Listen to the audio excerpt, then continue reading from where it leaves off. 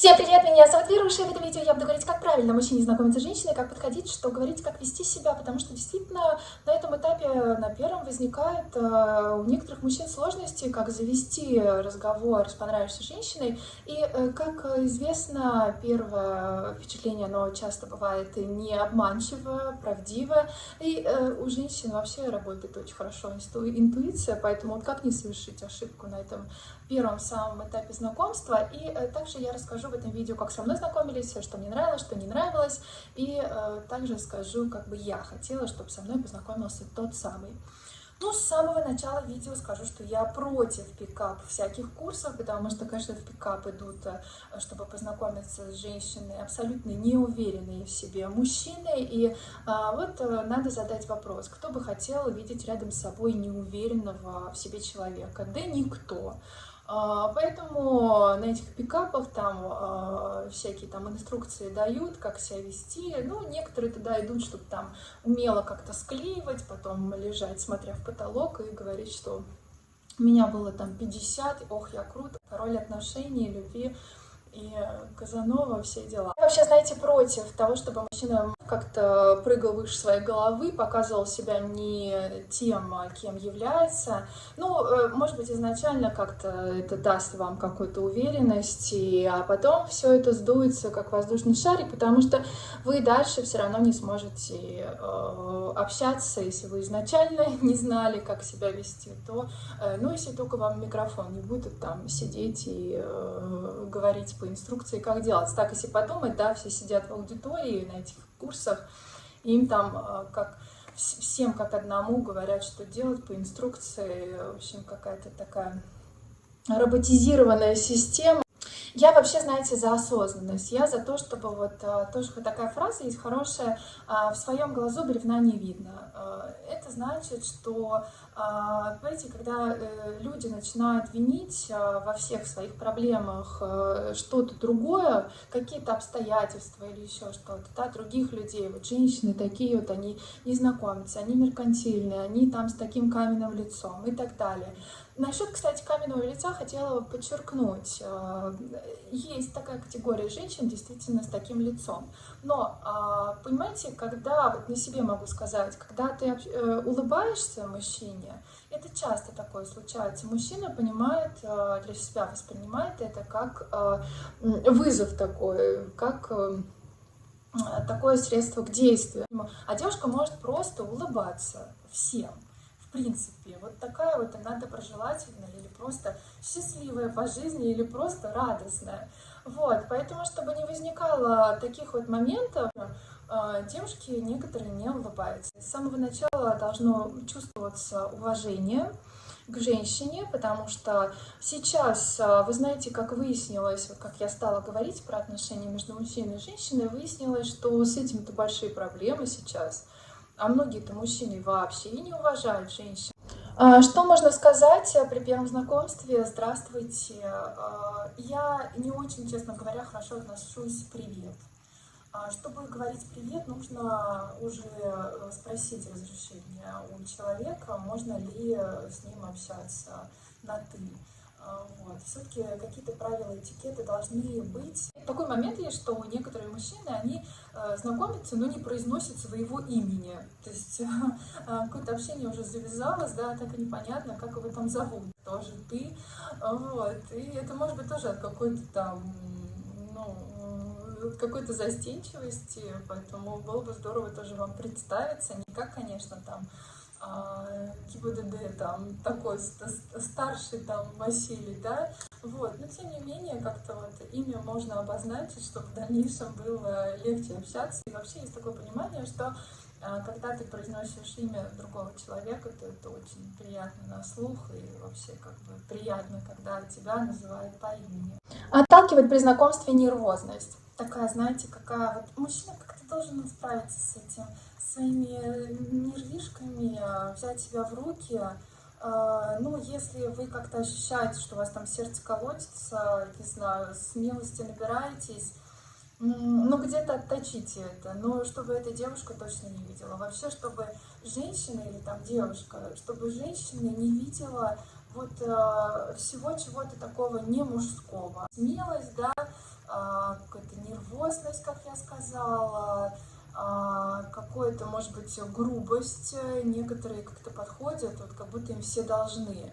То есть девушка там шла по своим делам, никого не трогала, а ему тут надо познакомиться. И он там такой, типа, слушай, ну как бы, давай, что там, может, это такой вот, как-то вроде такое одолжение делать, да, то чтобы вот такого тоже девушка явно не чувствовала, что она тут кому-то обязана. Ну вот я вот честно, я не люблю, когда начинают, вот, ты еще не знаешь человека, и сразу начинают и про внешность говорить, оценивать фигуру, там, не знаю, секси-шмекси говорить, или там что-то какая-то там неземная, нереальная, там, вы человека не знаете, откуда вы знаете, неземная она или земная. Вы не должны все выкладывать сразу девушке, как будто две подружки встретились, и вот он там, давай про себя, про свою жизнь.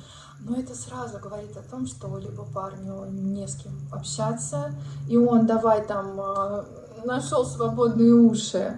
Но как-то, понимаете, оставайтесь немножечко вне доступа, скажем так. И не надо навязываться. Не надо тут вываливать всю свою жизнь за один раз. Ни в коем случае этого не делайте. Буквально там здравствуйте, было бы приятно с вами пообщаться. И как-то пара фраз, все, чтобы просто немножечко понять, да, какой интерес, или чуть-чуть хотя бы понять, куда можно пригласить, например, девушку, чтобы было бы ей интересно. Подходите, вот не знаете, куда руки деть. В основном открытая поза — это когда у нас открыты руки. Мужчина, да, вот он стоит, разговаривает с девушкой, а он вот как-то вот закрыт.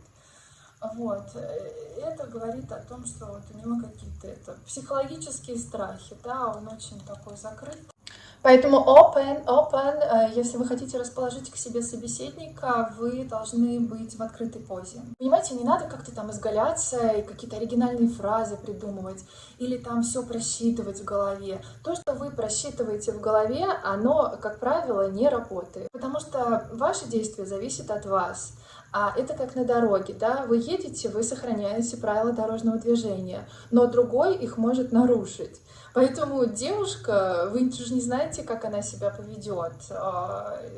Просто если вы переживаете за свою самооценку, в таком случае просто аккуратненько скажите «здравствуйте» и поймете, девушка дальше готова как-то взаимодействовать. Может, она вам улыбнется, может, она что-то скажет, там тоже «здравствуйте», да, и как-то потом разговор завяжется. Читала случай, мужчина познакомился с женщиной в кафе и подошел к ней и сказал, что «здравствуйте, вы знаете, увидел вас, и для меня сегодня это самое яркое событие за день». У него это сработало, девушка улыбнулась, и они дальше продолжили общение. Как я это оцениваю? Неплохо. Неплохо, да, это лучше, чем «ах, вах, какая красивая, какой персик, слушай». То есть однозначно так лучше. Вот. Вообще надо сказать, что обязательно при знакомстве надо быть позитивным, дружелюбным.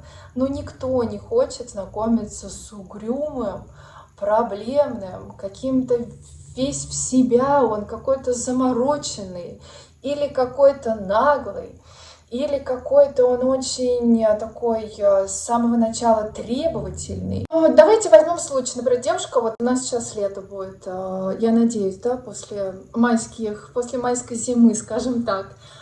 Вот девушка сидит в парке, и мужчина подходит, он неуверенный, и он начинает, она сидит, например, книжку читает. Простите, извините, я отвлекаю вас. Вот я бы хотел, здесь не должно быть перегиба. Когда мужчина слишком извиняется, такой вот он весь прям вот очень, очень себя вот прям вот сразу занижает, да? Как раз на всяких курсах там, чтобы не возвышать девушку как богиню. Вы знаете, я могу сказать, и не потому что я девушка, но все-таки в мужчине должно быть понимание, знаете, был период такой, когда женскую красоту и женщину вообще, в принципе, возвышали. Сколько красивых, там, Венеру Милосскую взять, или какие-то картины, когда женщин писали. Понимаете, действительно, посмотреть на женщину, но это же вот просто насколько гармонично женщина сложена. Поэтому, понимаете, мужчина должен быть чуть-чуть вот с этим восхищением к женщине. Я думаю, большинство людей любят юмор. О чем это я? О том, что если вам удастся развеселить незнакомую девушку, или вот при первом знакомстве, может быть, вы ее чуть-чуть уже знаете, но это вообще будет просто 5 баллов, если у девушки появится вот эта вот искренняя улыбка. Юмор творит чудеса.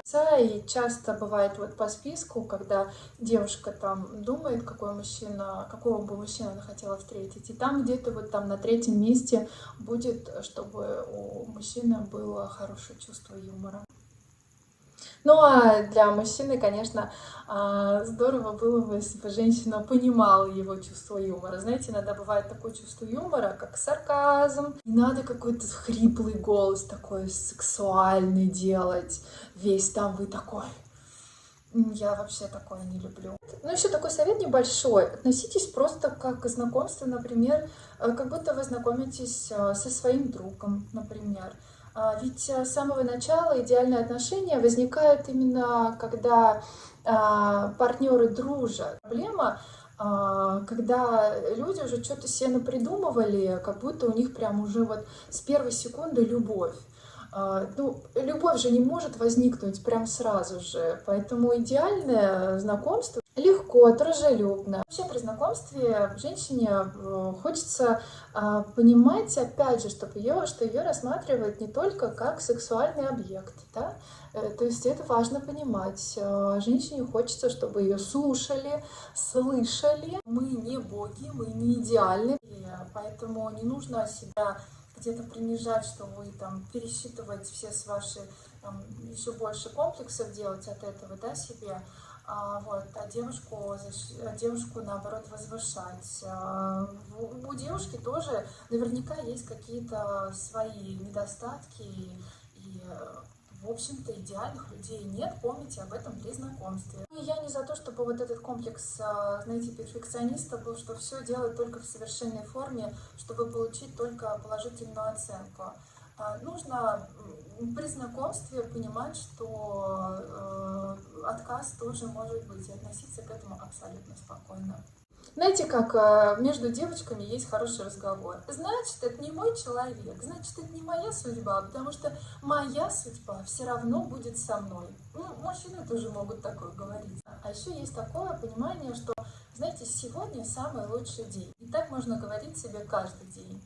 Так иногда говорят, что вот представь, как будто ты сегодня встретишь свою судьбу. Вот как бы ты выглядел, как бы ты себя чувствовал и так далее. То есть выходите на улицу уже с таким настроением, ну и, соответственно, конечно, надо выглядеть. Парфюм такой хороший, знаете, вот, чтобы женщина понимала, что у мужчины есть вкус, не дешевый такой вот, который пахнет на всю раздевалку в фитнес-клубе, а вот что-то такое вот утонченное. Чтобы женщина понимала, что вы утонченный мужчина, например.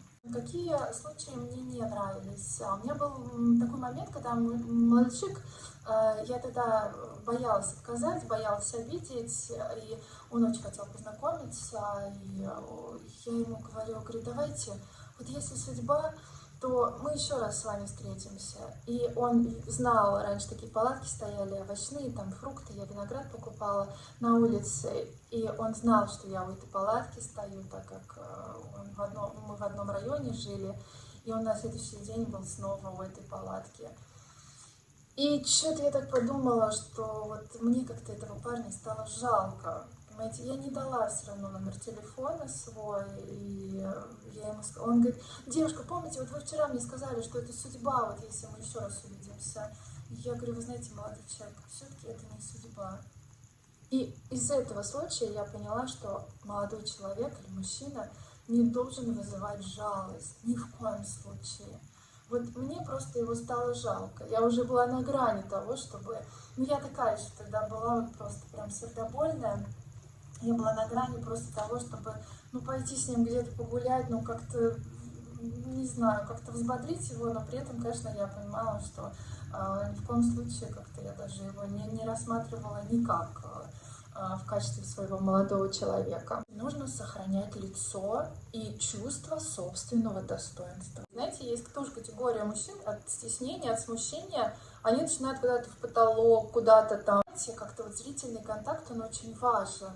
Кстати, можно даже без слов мужчине и женщине настроить чисто зрительно вот это вот общение такое невербальное. Не надо блиц-опрос устраивать для девушки, вот это анкетирование, где ты работаешь, куда ты ходишь, там, чем занимаешься, что читаешь, вот это тоже вот банальщина, вот это полная. Вот при самом начале, при знакомстве. Вообще есть такая, знаете, очень хорошая книжка. Я ее читала очень давно, но могу порекомендовать вот мужчинам, если вы хотите понять женщин. Книжка эта уникальна тем, что называется она «Письма к незнакомке». Мужчина увидел женщину в театре и больше ее не видел. Он ничего не знал об этой женщине, он начал писать ей письма. И книга эта уникальна тем, что это пишет мужчина. Он дает советы какие-то по жизни, там разбираются разные ситуации. Она и для женщин, конечно, очень, в основном для женщин, но, в общем, если просто, когда мне хочется понять психологию мужчин, я читаю каких-то мужских авторов, там, именно направленных на мужскую аудиторию. И последний ответ на вопрос, когда я хотела, чтобы со мной познакомился мужчина. Вы знаете, мне не нужно никаких фейерверков, каких-то суперслов, что-то там придумывать. Достаточно просто, чтобы, правда, это выглядело очень натурально, искренне. Главное, чтобы я чувствовала, что человек действительно хочет со мной пообщаться, ему интересно. Еще было бы здорово, если бы он меня рассмешил, например. Но если не рассмешил, то и не надо. Вот и все. Понимаете, а потом бывают такие встречи, когда ты встречаешь своего человека, ты что-то чувствуешь, у тебя как-то сердце ёкает. Но ты, например, в этот момент совершенно не знал и не готов был. И ты не можешь тут сесть и быстренько, ты не можешь сесть и думать, а как мне к ней подойти. Надо действовать прямо и сейчас. Поэтому рискуйте, будьте смелыми, будьте, главное, естественными и побольше осознанности. И вы притянете в свою жизнь свою принцессу. Искренне вам этого желаю и увидимся уже в следующем видео завтра. До новых встреч, пока!